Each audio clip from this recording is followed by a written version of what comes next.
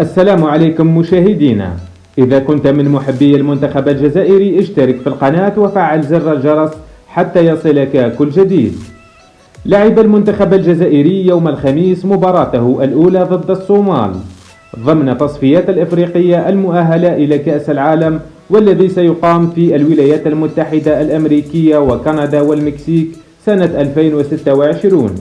وفاز المنتخب الجزائري بنتيجة 3 أهداف مقابل هدف وحيد، وتفاعل الكثير من مشاهير كرة القدم مع هذا الفوز، وكان أبرزهم ناصر الخليفي رئيس نادي باريس سان جيرمان الفرنسي، والذي سئل عن حظوظ المنتخبات العربية في الصعود لكأس العالم من القارة الإفريقية، وقال أن المنتخب الجزائري سيكون أول المتأهلين لكأس العالم بحكم أن لديهم مدرب كبير ولاعبين ذو جودة عالية.